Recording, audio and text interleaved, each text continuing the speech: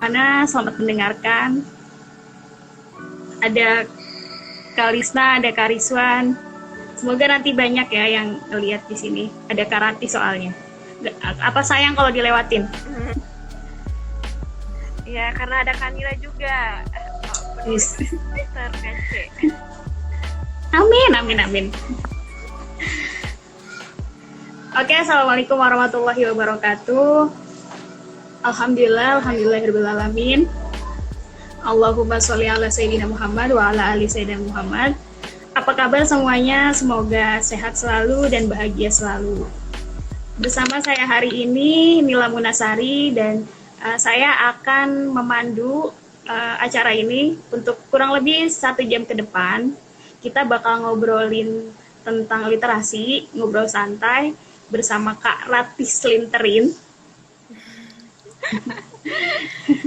yang sekarang ada di Kalimantan, nun jauh di sana ya. Nah, kali ini kita bakal ngebahas tentang lagi-lagi literasi, tentang produktif dan kreatif dengan menjadi penulis. Berat gak tuh?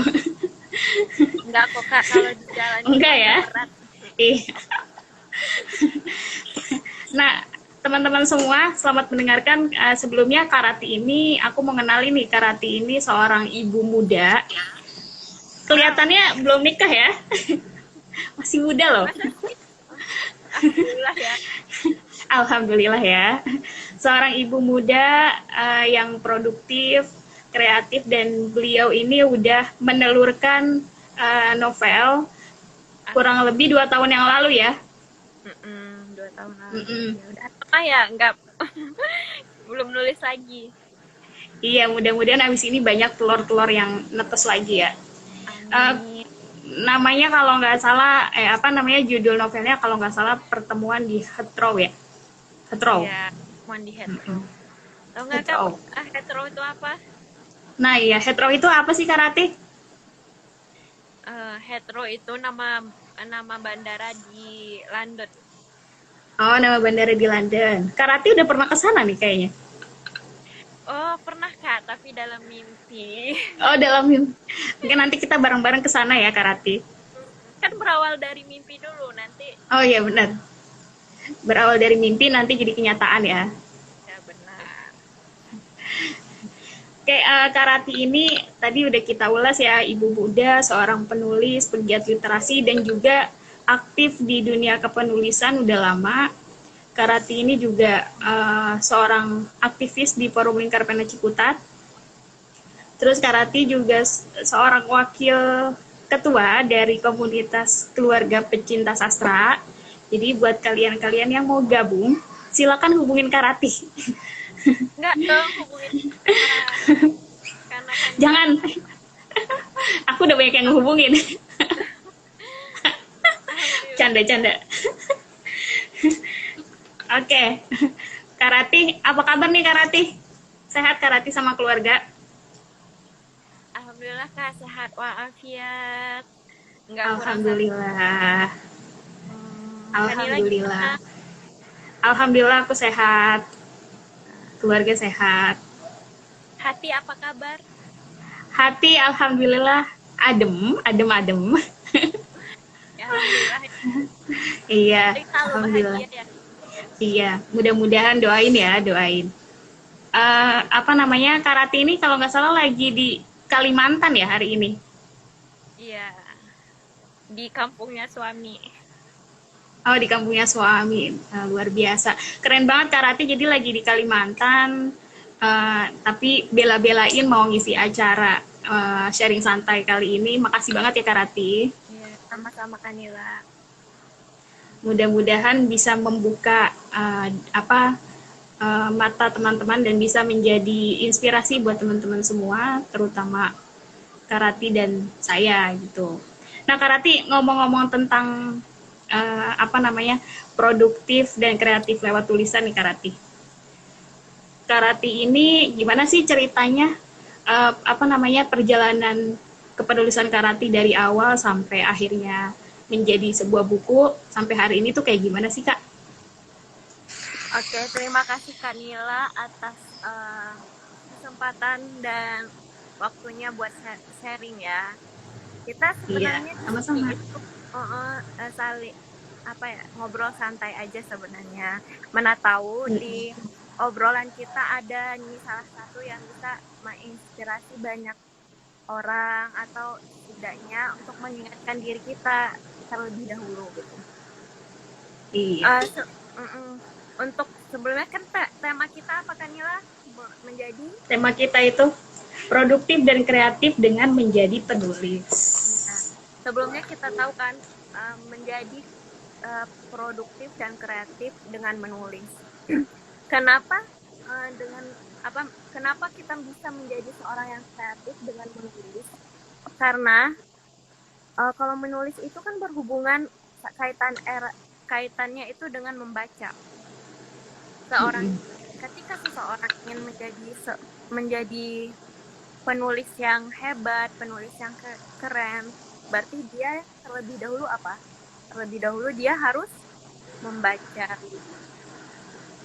Dan kita tahu kalau membaca itu melatih otak kita untuk lebih kreatif, lebih cerdas. Karena memang penulis-penulis itu emang orang-orang yang cerdas karena dia banyak tahu hal-hal yang baik yang dipikirkan oleh ilmuwan-ilmuwan atau yang dipikirkan oleh orang-orang hebat yang dituliskan melalui tulisannya. Oke, karena sekarang kita ngobrol santai, mungkin pada sekarang ini, pada kesempatan sekarang saya ingin berbagi pengalaman aja ya Kak. Iya. Penasaran nih Kak? Awalnya itu Mm-mm. beneran penasaran. Iya, penasaran banget. Oke. Awalnya itu gimana bisa menulis nih, terutama dalam menulis novel gitu kan. Kan novel itu merupakan nafas panjang kita gitu. Supaya bisa menerbitkan novel itu kan butuh waktu yang lama. Nggak bisa dengan sekaligus sering jadi gitu. Butuh waktu yang lama. Terus awalnya itu bermula dari SMA sih Kak. Dulu itu emang suka baca buku. Terus karena sering baca buku kan di pikiran kita itu di pikiran itu tuh jadi banyak kata-kata, misal kata-kata yang puitis. Akhirnya dari situlah dituangkan awalnya itu menjadi sebuah puisi. Dari situ kan kecintaan menulis puisi terus. Nulis puisi kan kepikiran lagi gimana nih yang kita tulis itu nggak sekedar menjadi catatan di buku atau menjadi tulisan di buku yang pada akhirnya dan lama-lama itu akan hilang. Terus akhirnya kita kan waktu itu ada teman yang nyaranin buat ngirim tulisan atau puisi itu ke koran. Waktu itu koran di Padang, waktu itu koran Padang X. Dan disitulah dikirimlah satu puisi yang berjudul di penghujung senja, waktu itu judulnya. Dikirimlah ke koran Padang X. Itu alhamdulillah diterbitkan di koran Minggu, di koran hari Minggu, diterbitkan di koran hari Minggu. Itu puisi yang Ratih kirim. Dari situlah Kak, pada saat pertama kali diterbitkan, kita tahu puisi Ratih diterbitkan di koran tersebut, itu bahagia banget. Meskipun honornya nggak seberapa, waktu itu honornya kalau nggak salah 75.000. Pada zaman Ratih SMA itu kan satu puisi pendek, beberapa paragraf dikasih 75.000, itu kan menurut kita besar gitu, nggak susah atau nggak terlalu susah, cuma tulisan kita dikenal sama dikasih duit gitu. Dari situlah timbul perasaan, aduh nulis ini emang ini apa ya, misal kayak kepikiran gitu, ini seru juga ya kalau misalnya jadi penulis gitu kan. Akhirnya mulailah dari situ tuh misal semakin rajin lagi buat baca buku, semakin rajin. Dalam seminggu itu nargetin beli satu buku, nabung buat sebulan tuh berapa targetnya baca buku gitu, atau beli buku gitu kan. SMA itu semangat banget buat baca buku sejak diterbitkan puisi tersebut di koran. Akhirnya lulus ya. SMA sih cuman satu karya itu yang bisa dihasilkan, tapi nggak apa-apa kan. Seiring berjalannya waktu kan lulus dari SMA terus kuliah di Jakarta, akhirnya masuklah di komunitas Forum Lintar Pena yang sampai saat sekarang masih menjadi bagian dari FLP. Kalau teman-teman kalau teman-teman pengen belajar nulis bisa bergabung di Forum Lintar. Nanti di sana itu banyak penulis-penulis hebat yang akan membimbing teman-teman buat menjadi penulis. Kalau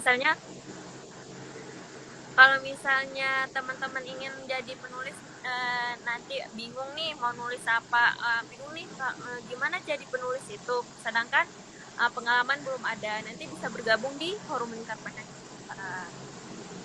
Oke, next.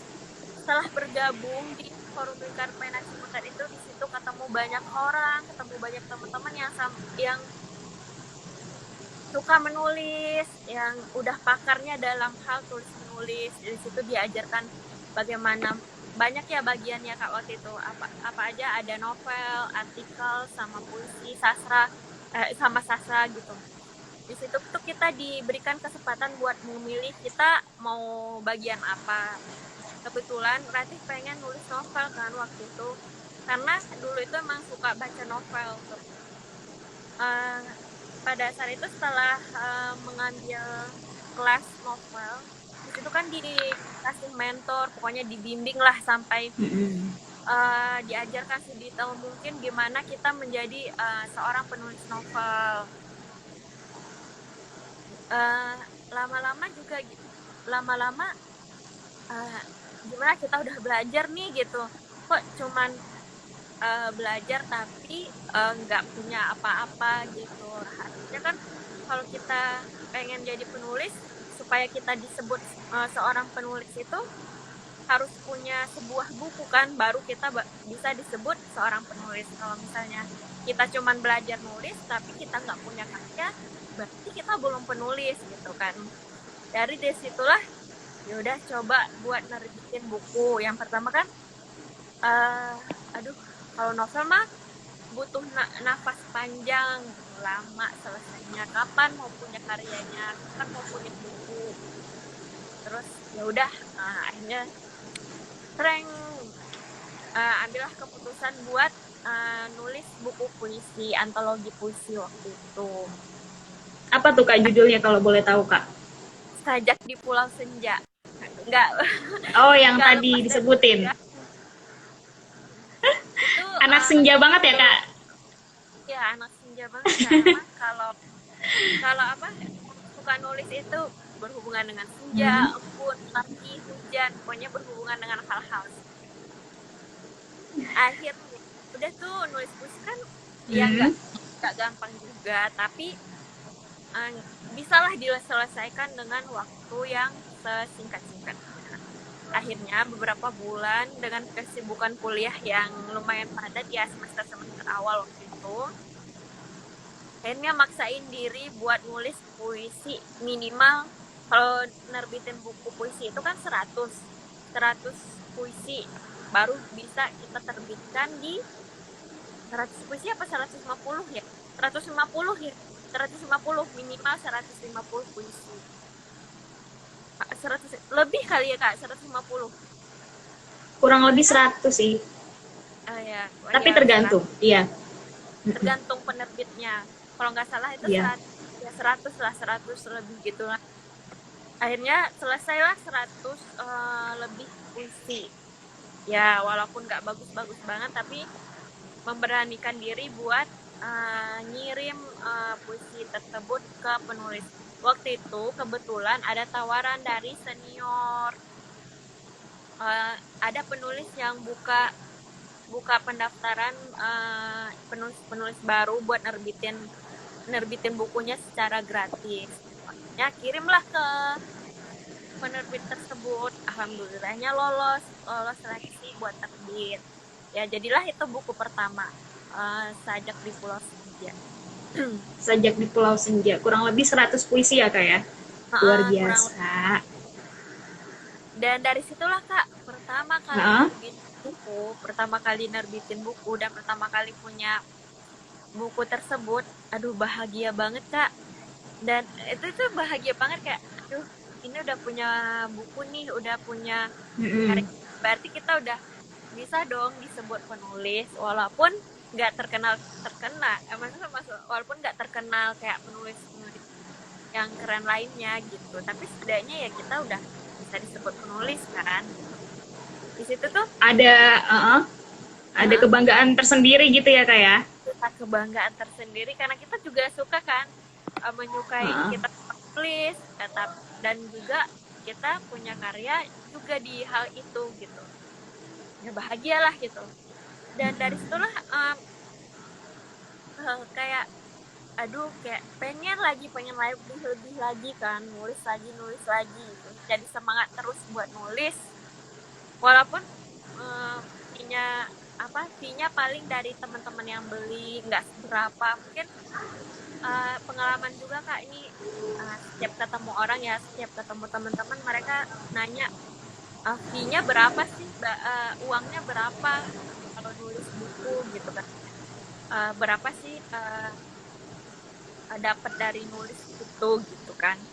Kalau Rati sih setiap ditanya gitu, Rati tuh kayak nggak mau jawab gitu kayak kesel dan ya bagaimana kesel, tapi karena mereka nggak tahu gitu apa yang kita rasakan. Menurut Rati tuh, kalau bagi Rati tuh menulis bukan sekedar buat ngasilin uang. Gimana kalau kita jatuh cinta sama sesuatu tapi kita nggak mengharapkan apapun gitu. Gimana kita jatuh cinta tapi nggak mengharapkan apapun, kita hanya pengen tulis, kita punya buku, punya karya, dan karya kita bisa dibaca banyak orang. Ya terlepas dari uangnya berapa, fee-nya berapa, ya itu hanya sekedar bonus bagi kita kan atas hasil kerja keras kita gitu. Toh kalau misal pun sedikit, ya udah nggak apa-apa gitu. Yang penting kita udah punya ini karya, udah bisa menyampaikan perasaan kita kepada orang. Bagi teman-teman yang pengen nulis gitu, kenapa kadang kita nggak bisa nerbitin buku, atau kenapa kadang kita nggak bisa menjadi seseorang yang kita inginkan atau menjadi seorang penulis, karena kita terlalu money oriented ya, segala sesuatu uangnya berapa gitu, kita dibayar berapa gitu. Dan kenapa ketika kita money oriented kita nggak pernah sampai di tujuan kita itu, karena di tengah perjalanan itu kan kerikil buat sampai di situ tuh banyak, ada yang runcing, pokoknya ujian buat kita sampai itu nggak mudah gitu. Kadang kalau kita money oriented itu kita jadi lelah sendiri, selesai udah kita nggak mau lagi buat meneruskan untuk menjadi penulis gitu.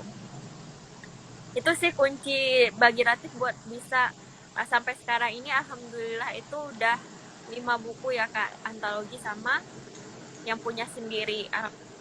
Itu motivasinya yang bahagia aja gitu.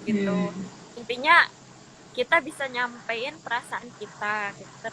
Ya soal uang ya nggak dibayar pun ya udah gitu, yang penting kita menikmati gitu sebenarnya.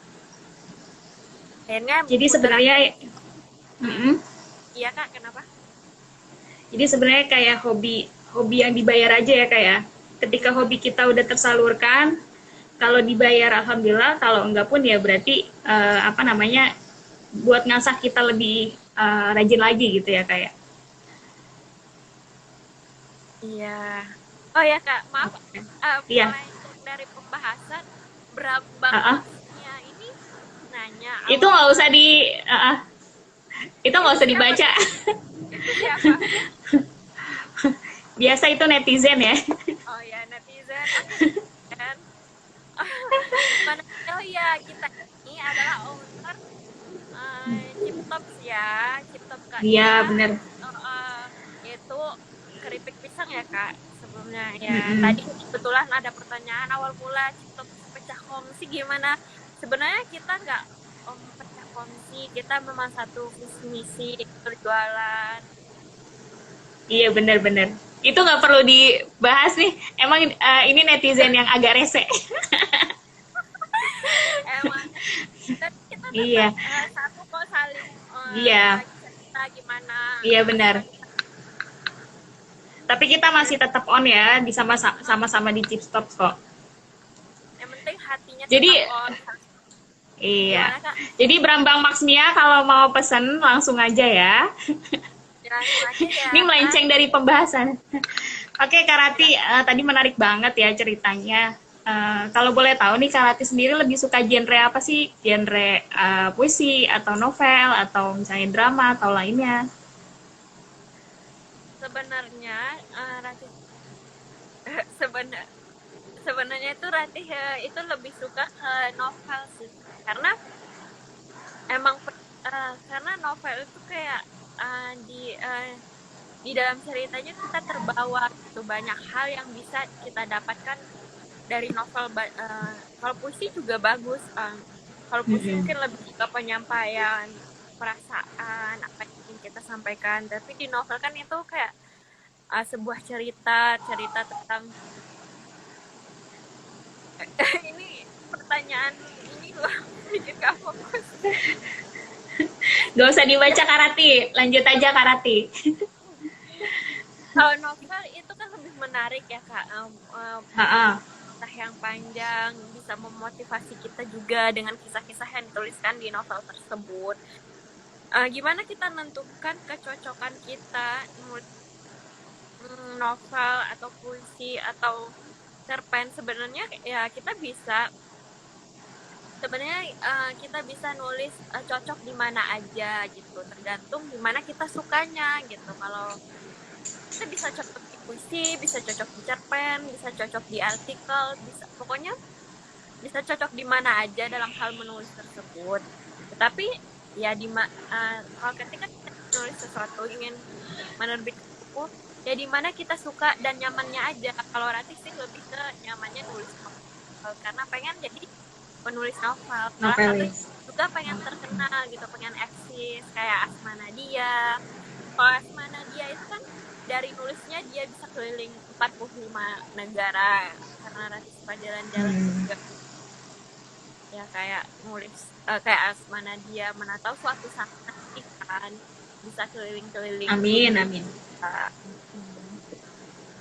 Tapi iya benar banget sih, mungkin itu salah satu benefit dari menulis. Selain kita bisa dikenal, kita juga bisa mengenal banyak hal gitu ya. Misalnya kita mau nulis novel kayak tadi ya Kak, mungkin kita bisa riset daerah mana, kita bisa riset budaya apa gitu. Iya nggak Kak? Kayak gitu nggak Kak? Bener banget Kak. Tapi Kak, sekarang ini banyak tantangannya loh. Kita sebagai kaum milenial dengan gadget yang udah menyebar luas atau internet yang teknologi yang udah berkembang sangat pesat. Jadi orang kurang tertarik buat baca buku. Ya kita bisa aja baca buku digital kan, harus baca buku yang kertas. Tapi menurut saya sih kalau misalnya baca buku digital kan kayak banyak yang mendistrak kita sih, mengganggu kita buat konsen pada buku tersebut gitu. Mungkin kita kaum milenial ya udah kita kembalikan lagi kita ke zaman dulu, misalnya, walaupun itu misalnya dinilai kuno ya nggak apa-apa, kita baca buku kertas, baca buku yang itu kan buku kertas. Jadi di sana itu kan lebih fokus kayak menghargai karya-karya penulis lain. Dari situ itu kita bisa meningkatkan literasi Indonesia sehingga Indonesia ini bisa berkembang dalam dunia pendidikan dan juga literasi. Kenapa literasi ini mempengaruhi perkembangan kemajuan Indonesia? Karena di sana kan literasi itu membaca buku atau menulis atau lebih ke pengetahuan kan. Dengan semakin baiknya pengetahuan masyarakat Indonesia ini, berkembangnya literasi ini, maka Indonesia itu akan semakin lebih baik gitu.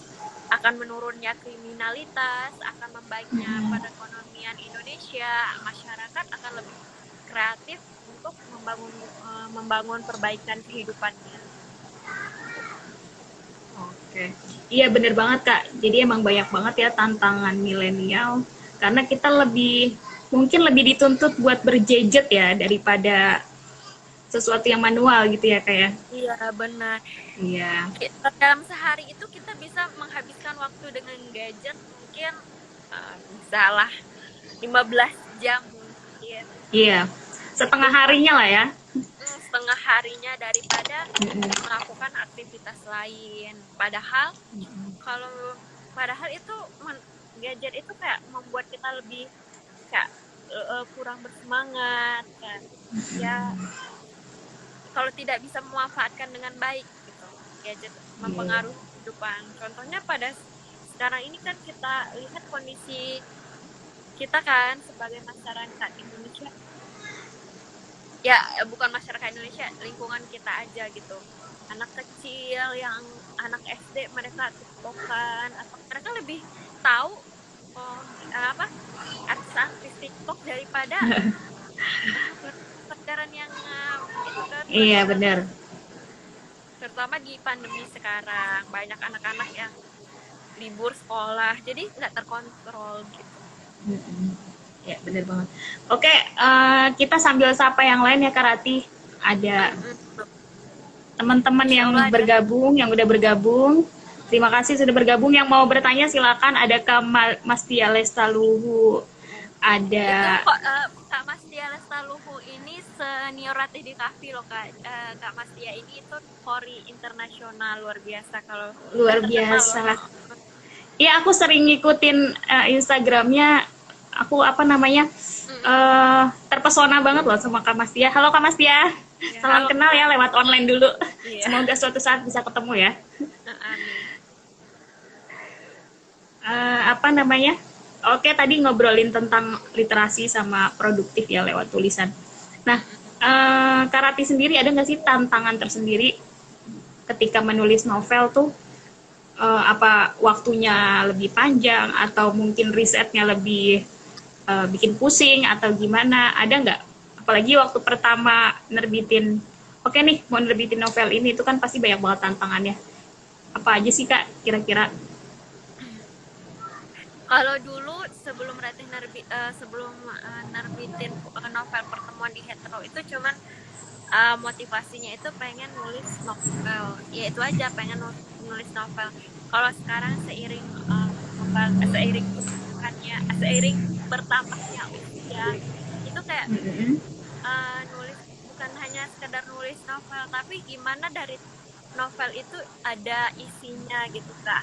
Sebuah kisah yang walaupun kisah itu menginspirasi, tapi di dalam novel kita itu ada pengetahuannya, sehingga ada pengetahuannya, pengalaman yang berdasarkan emang ilmu gitu kan, nggak hanya sekedar pengalaman pribadi, tapi emang keilmuan yang bisa mencerdaskan gitu, membuat mencerdaskan kita gitu, nggak hanya sebuah pengalaman yang ya kisah cinta, apa yang itu biasa, tapi dimana dari novel ini yang kita rangkum pengetahuan kita atau keilmuan kita gitu sih, sehingga itu sih tantangannya Kak, kan motivasinya gitu. Jadi buat nulisnya tuh lebih lama, butuh pengamatan atau baca buku yang lebih serius atau riset yang lebih mendalam sih. Jadi belum nulis lagi, udah nulis sebenarnya tapi masih belum selesai, apalagi di sekarang kan waktu udah punya anak itu terbatas juga. Mudah-mudahan secepatnya bisa selesai, saya doain ya. Amin. Mudah-mudahan karyanya bakal lahir lagi ya Kak ya. Kita tunggu banget nih Kak nih. Amin ya Allah. Nah Kak, ngobrolin tentang novel tadi nih. Ketika kita nulis novel butuh outline nggak sih Kak? Atau butuh sesuatu yang kita tonjolin, misalnya ada karakter yang harus lebih dominan di novel itu biar pembaca nih kebawa gitu sama apa yang kita tulis gitu. Biasanya kan di dalam novel atau di dalam sebuah cerita ada karakter yang lebih kuat ya kayak. Buat Karat sendiri butuh nggak sih? Butuh banget nggak sih kayak gitu? Butuh banget, bahkan semua karakter kita itu harus jelas dan kuat. Misalnya tokoh istilahnya tokoh antagonis atau protagonisnya atau tokoh jahat atau tokoh baiknya itu harus jelas gimana karakternya. Dia kan jahat itu relatif ya. Bisa jadi orang misalnya melakukan tindakan ini bagi orang yang ini jahat, bagi orang yang satu lagi itu nggak jahat, itu hal yang biasa. Jadi kejahatan itu juga menurut aku tuh Tergantung. relatif, tergantung. Misalnya Kak Nila nih, misalnya contohnya Rati ngomong ke Kak Nila dengan kadang kita ngobrol santai suka nepuk-nepuk gitu, tempelan gitu. Bagi kita kadang itu hal yang biasa gitu. Dan bagi orang lain itu sesuatu yang nggak baik gitu. Dan itu kan jahat itu relatif. Makanya harus kita tonjolin karakter atau sifat dari tokoh kita ini sehingga kita buat nulisnya gampang gitu, alurnya jadi mudah, kita nulisnya mau arahinnya kemana tuh. Nggak hanya tokoh antagonis atau protagonisnya saja, tapi tokoh yang mendukung. Misalnya tokoh yang mendukung dari cerita kita ini itu harus dituliskan. Nggak hanya sifatnya, karakter tokohnya gimana, kebiasaan tokohnya gimana, atau ciri-ciri tokohnya gimana gitu. Sehingga itu akan membantu buat kita menulis novel. Kita harus kenal sama tokoh-tokoh kita. Bahkan dulu Rati pernah belajar kita tuh harus merasakan menjadi seorang tokoh, membayangkan gimana gitu.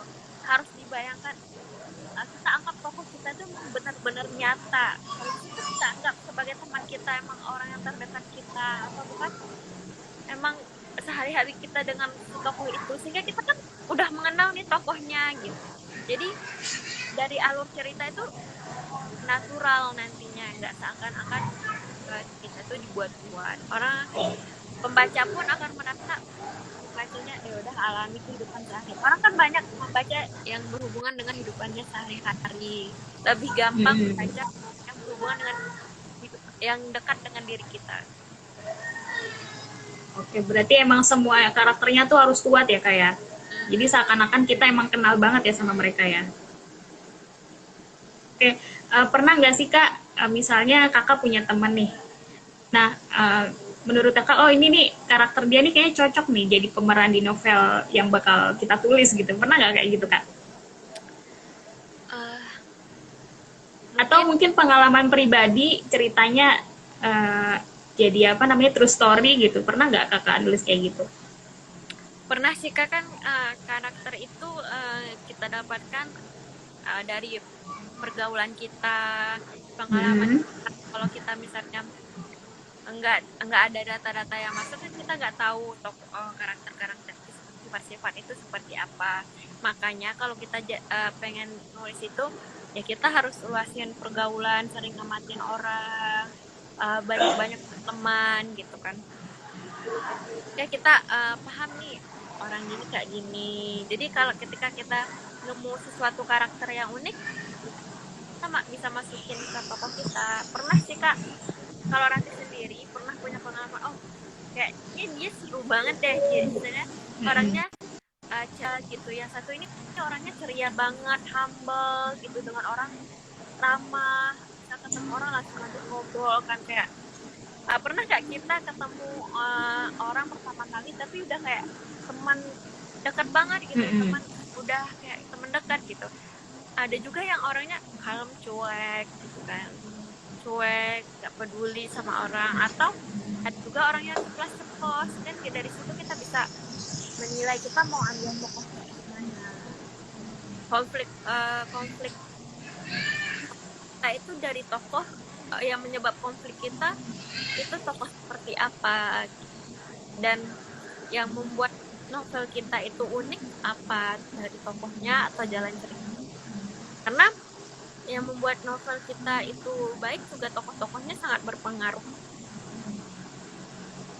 Iya bener banget Kak. Oke, apa namanya tadi ngobrolin tentang pertemuan di Hatro juga ya kayak.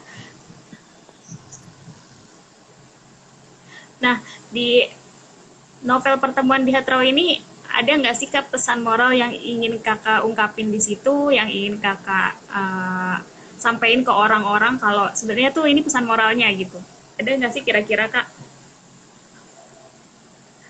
Kalau novel di Hetero itu kan lebih ke kisah ya, kisah kita Nah, waktu itu masih aja, maksudnya waktu itu masih remaja dengan perasaan yang menggebu-gebu ya waktu itu sebelum wow. menjadi seorang ibu. Jadi di saat itu bagi kita seorang bagi kita remaja-remaja waktu itu yang mungkin ya kehidupan itu kan kita diciptakan buat pasangan jatuh cinta gitu kan. Jadi di pesan moralnya itu bagi kita yang bertemu dengan seorang, jatuh cinta dengan seorang, ya udah nggak usah terlalu mendalam tentang pertemuan tersebut, karena ada kalanya kita berpisah gitu, ada kalanya kita ya bertemu dengan orang baru, ada kalanya ketika kita jatuh cinta bertemu dengan orang ini tiba-tiba kita jatuh cinta dengan orang ini gitu. Makanya dari situ tuh Ratih pengen nyampe ya udah jatuh cinta itu sewajarnya gitu, nggak usah terlalu berlebihan gitu. Pengen itu nggak hanya buat orang lain, buat diri sendiri. Dulu Iya. kan kadang perasaan kita waktu remaja itu kan sudah terkontrol ya. Jadi kadang ada orang yang misalnya putus cinta nangis ngajak pasangan, atau bahkan melupakan harga dirinya cuman dengan orang yang baru kita kenal yang rela nyakitin kita gitu. Itu kan nggak bagus gitu. Allah juga melarang kita buat hal itu gitu. Tapi kenapa kebanyakan kita nggak sadar, tapi setelah kita putus nangis ngadu ke Allah. Oke, berarti itu pesan moralnya ya kayak terutama buat para remaja dan remaji.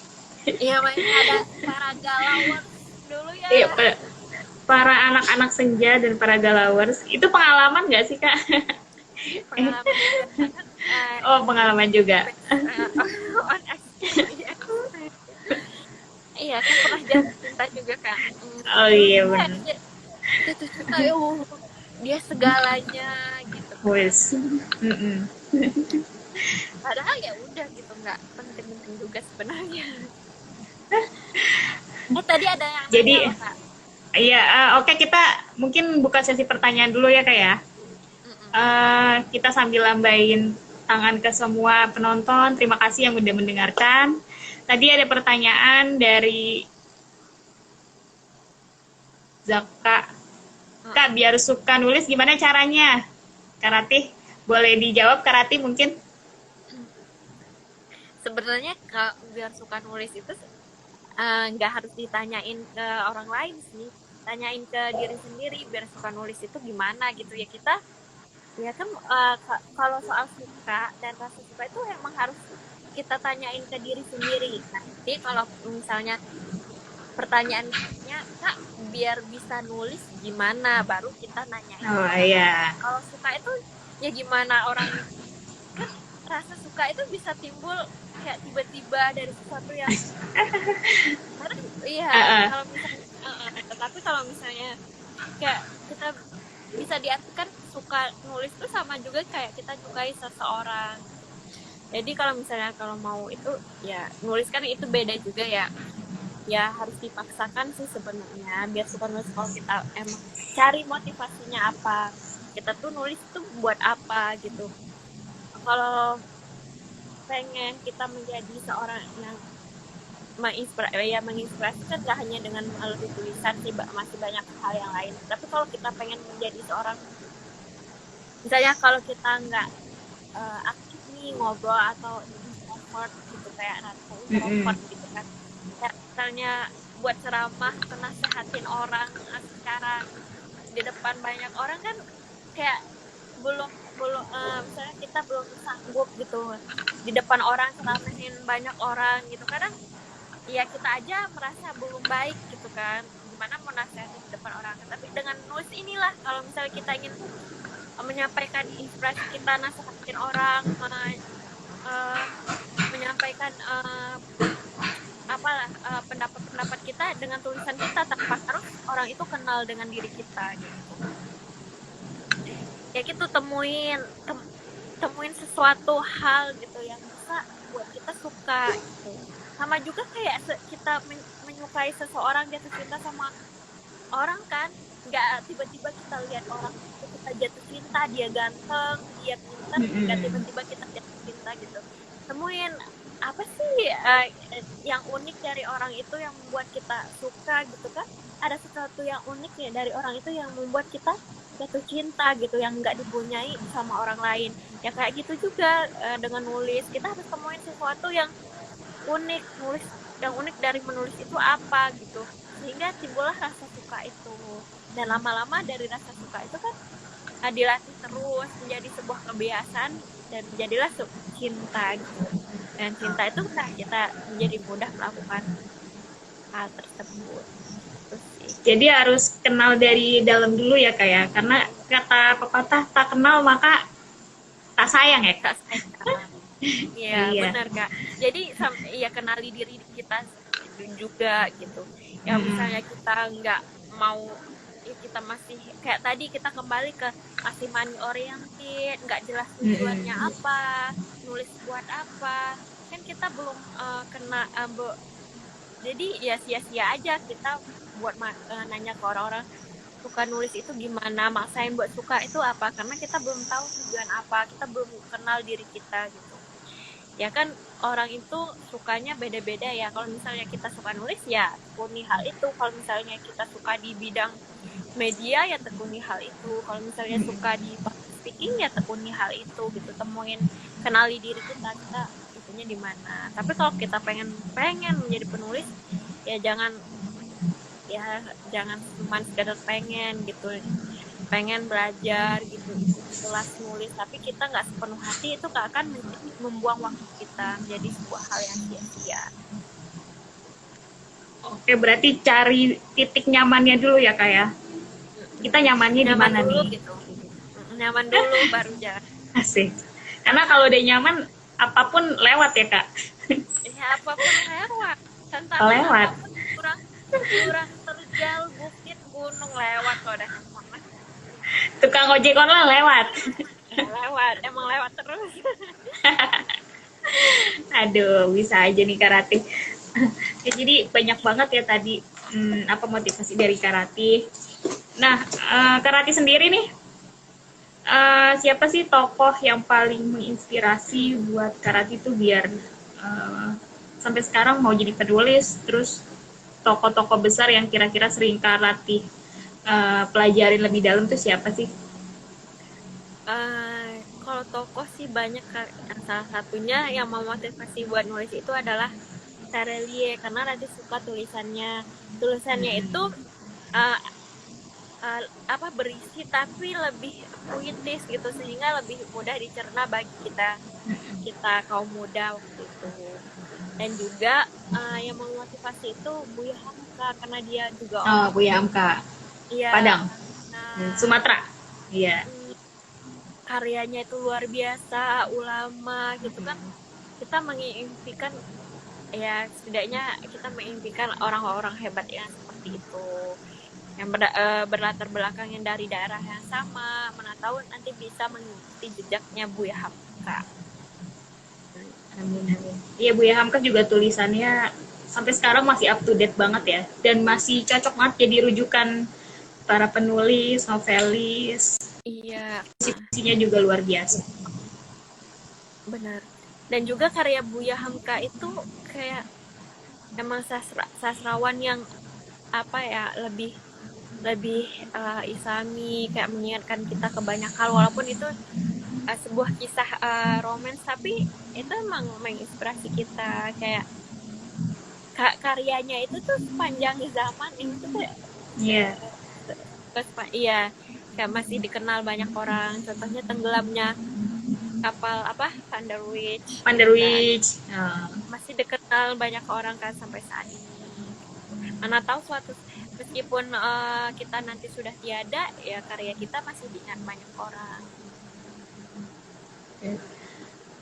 Ya mungkin itu kali ya tantangan zaman sekarang, bikin sebuah karya yang up to date terus itu agak susah ya kayak. Karena biasanya di zaman sekarang tantangannya viral, ya udah viral sekali habis itu hilang kayak gitu. Tapi nggak, ya udah gitu-gitu aja. Gitu-gitu aja. Mm-mm. Sedangkan karya-karya Pak, sastrawan zaman dulu itu sampai sekarang malah lebih lebih banyak dijadiin referensi buat kita pelajarin tentang sastra, tentang kepenulisan, itu iya, kayaknya lebih tentang kebudayaan gitu kan. Makanya kita kebudayaan. nulis itu kayak iya yang berhubungan dengan sehari-hari, kebudayaan kita, tetapi yang memberi pengetahuan gitu, yang memberi pengetahuan, walaupun itu tentang kehidupan sehari-hari, ada pengetahuannya, ada ilmu Iya. gitu Kak. Tapi kalau motivasi Rati menulis nih satu Kak, menulislah, jangan menulis untuk keabadian, tapi nulislah untuk kebermanfaatan, karena yang manfaat itu akan abadi. Oke. Oke, berarti agak agak berkubu sama ini nih, Pramudia Nantatur ya? Ya, ya kita sebagai penulis harus kubu kepada siapapun yang baik, yang menginspirasi, ya kita harus ikuti. Kalau misalnya nggak baik, ya udah ditinggalkan. Iya, benar banget. Tapi benar sih ketika udah bermanfaat, semuanya pasti bakal abadi. Iya benar. Sampai akhirat pun sesuatu yang bermanfaat itu kan akan mengikuti kita. Insya Allah ketika tulisan kita, apalagi tulisan kita tuh dibaca banyak orang, banyak nilai-nilai yang bagus yang bisa diambil, itu mungkin pahalanya mengalir lebih banyak lagi gitu ya Kak. Oke, kita buka sesi pertanyaan lagi ya Kak ya. Mungkin yang ada di sini ada yang mau bertanya kepada Kak Rati, seorang novelis, ibu muda dan penulis yang luar biasa. Kanila juga karyanya, bukunya juga bagus banget, buku puisinya itu tulisannya bagus banget. Itu emang Amin, makasih.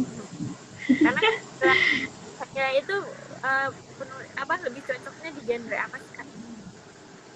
Kalau aku sendiri mungkin nyamannya di genre sastra ya, lebih ke puisi sama tulisan-tulisan ringan santai gitu. Gitu, puisi sama tulisan-tulisan ringan sama artikel sih aku lebih nyaman di situ. Karena jujur sih aku belum pernah belajar mendalami tentang novel, mungkin nanti belajar dari Karati bisa. Jadi Karati ajarin aku ya. Sama belajar. Iya, aku belum belum mendalami novel sih. Gitu. Mungkin nanti kalau mendalami. Semua orang bisa nulis asal mau. Iya benar. Asal mau. Oke, ada yang mau bertanya lagi sama Karati? Mumpung Karati ada di depan kita nih. Sebelum sibuk di luar sana, nanti lebih susah dicari. Karya-karyanya ada di Gramedia. Amin ya Allah. Amin. Amin. Itu salah satu cita-cita kita ya.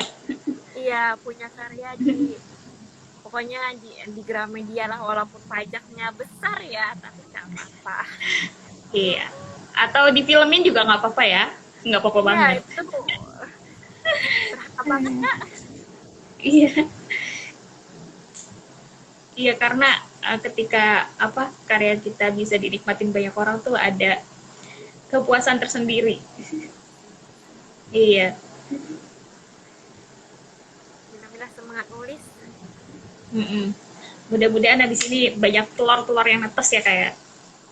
Amin. Kita rami dulu dengan kita remin. Apa tuh remin? Apa? Ngerem.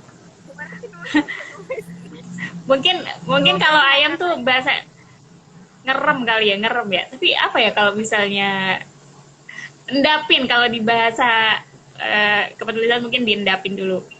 Jadi kita inepin dulu. Untuk jadi penulis kita banyak buku, banyak baca buku kan kita jadi menguasai memiliki kumpulan kata-kata. Nah, Buku itu benar. kayak Kosakata. kata-kata.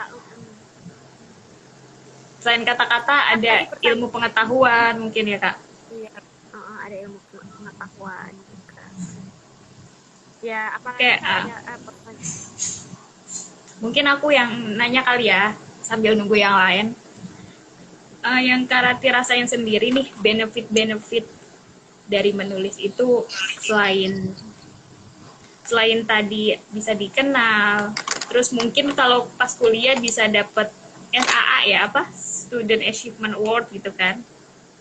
iya. Terus banyak relasi. Selain itu apa sih Kak yang bisa Kakak share ke orang lain kalau sebenarnya nulis itu banyak banget kok manfaat sama untungnya gitu, walaupun mungkin kalau kita sebagai pemula belum bisa nih kita dibilang dapat untung yang banyak, apalagi dalam segi materi gitu ya kayak.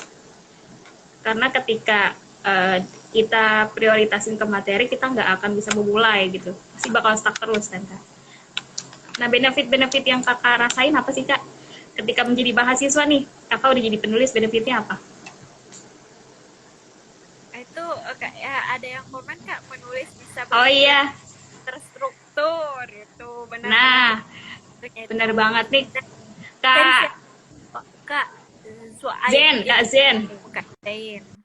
Zen.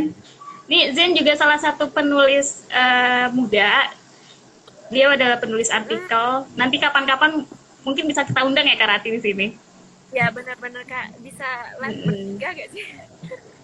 Oh bisa live bertiga. Nanti kita live bertiga ya. Ya benar. Soalnya Kak Zen ini udah keren banget Kak, dengan tulisannya itu dia bisa ke Belanda loh. Nah, padahal iya. belum lulus kuliah waktu itu, tapi kalau sekarang udah lulus sih.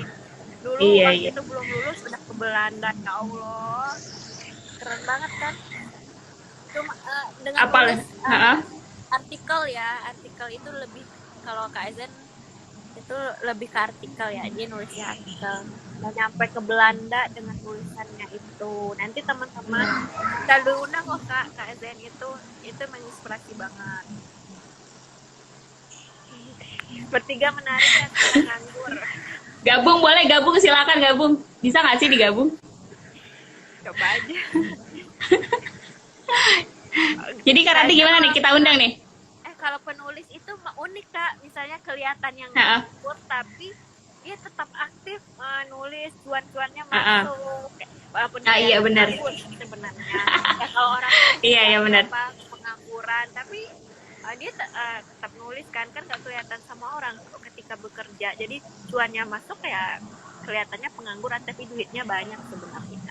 Kelihatannya fiktif ya pengangguran, tapi sebenarnya hasilnya sebenarnya nyata ya. Iya, kisah nyata. Oke, Kak Zen boleh nambahin mungkin?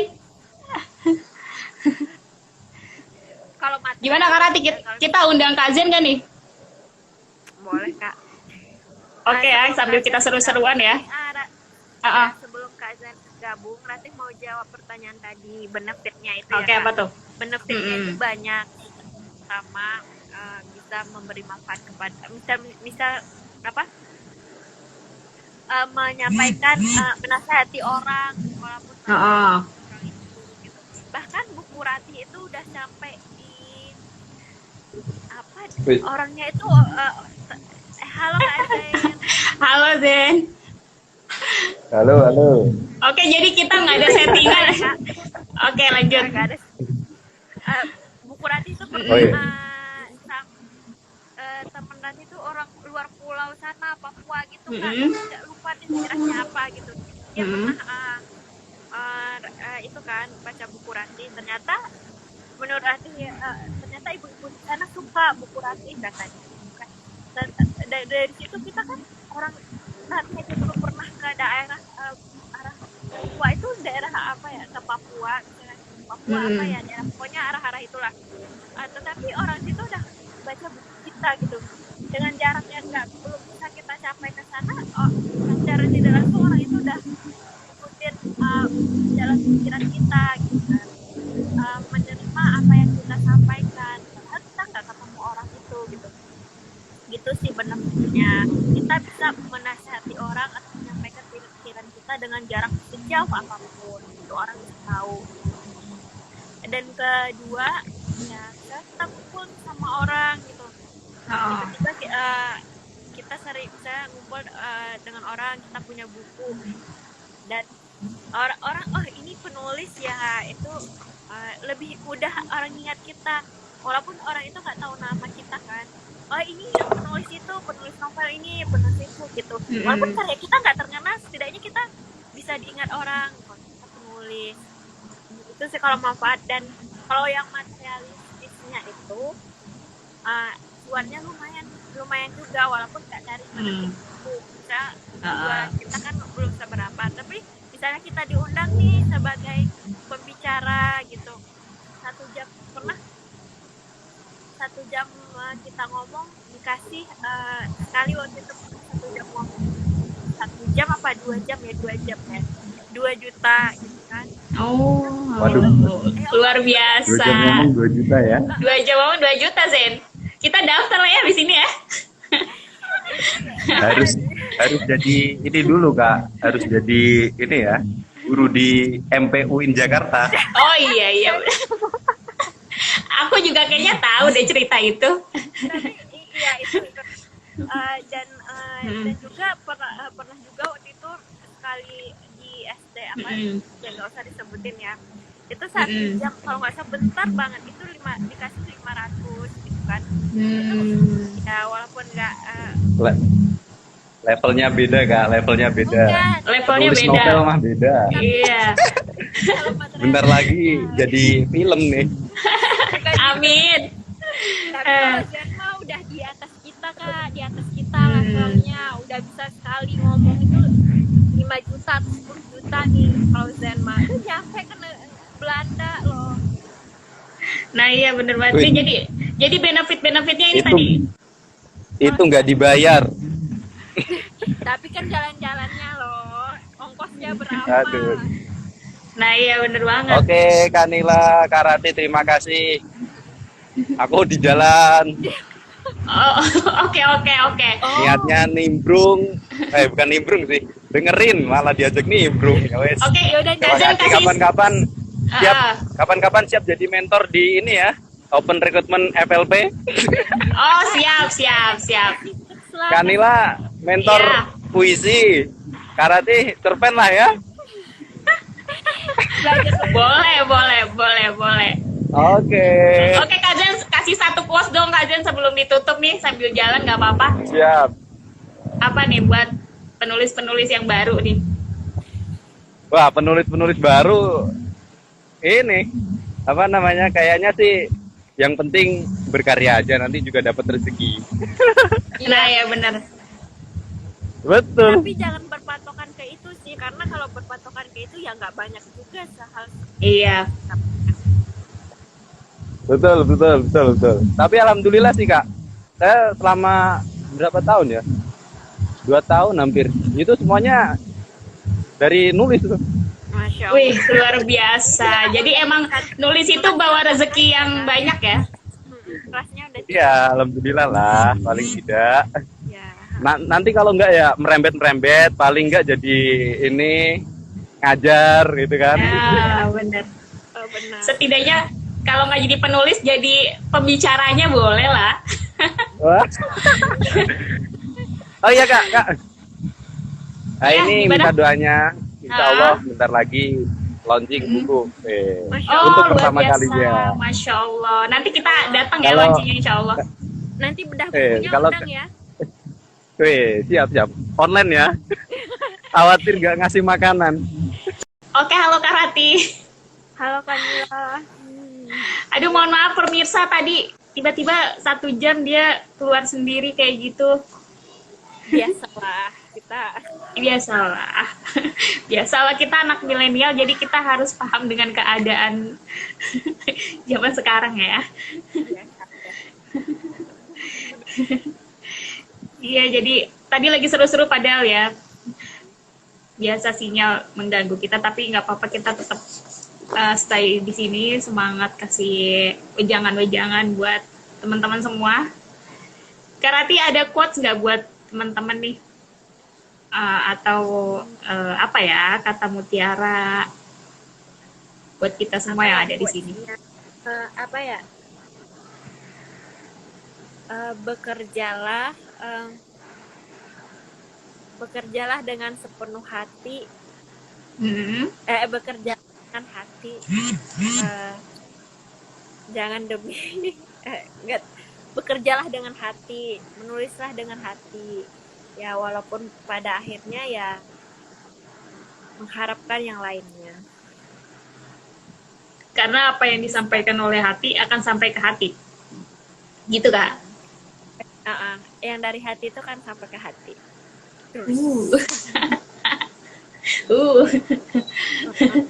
Karena yang nggak dari hati itu nggak pernah sampai ke hati. Kalau Nggak pernah kita sampai ke hati. mengharapkan sesuatu yang benar-benar, karena sesuatu yang dengan hati itu kan hasilnya bagus. Iya, bener banget sih. Pasti kalau sesuatu yang disampaikan dari hati sampai ke hati, dan tapi tetap harus hati-hati. Apa sih, kita ngomongin apa ini? Ya kayak nulis kan, kalau misalnya kita Iya. nggak dengan sepenuh hati, ya udah tinggalin aja, karena itu sia-sia aja. Kita nggak bakal jadi apa-apa gitu. Iya, bener banget, bener banget. Kak Rati, terima kasih banyak. Mohon maaf tadi agak nge-lag sedikit waktunya, Okay. motivasinya. Semoga di lain waktu kita bisa ngobrol santai lagi, bisa sharing lagi. Dan semoga Kak Rati abis ini bakal menelurkan banyak karya lagi ya Kak Rati ya. Amin ya Allah, doain ya. Amin.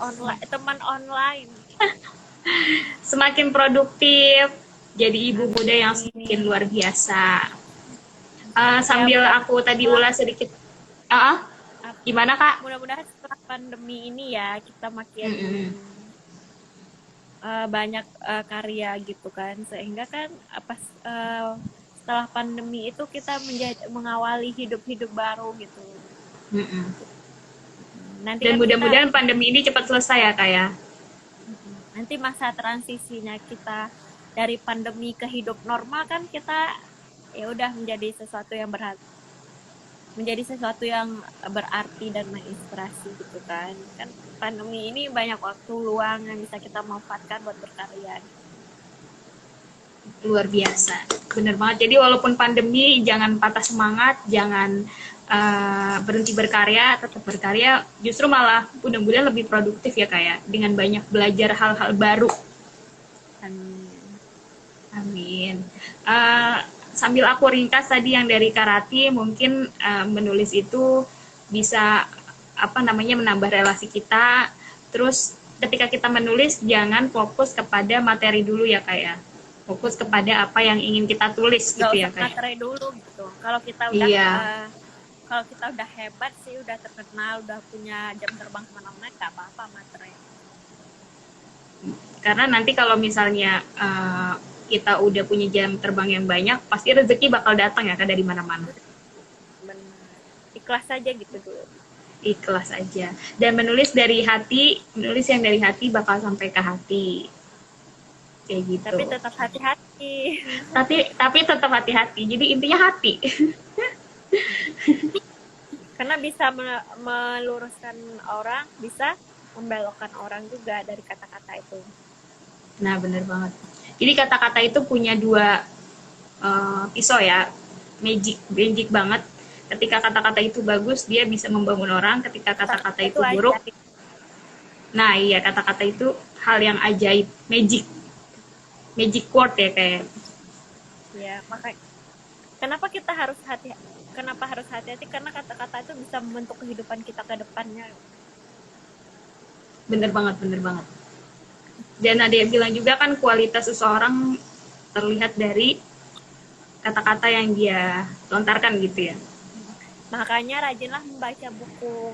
Karena ketika seseorang yang punya banyak bacaan buku, punya pengetahuan yang dalam, itu akan terlihat dari cara dia berkata-kata, cara dia berucap. Nah, bener banget.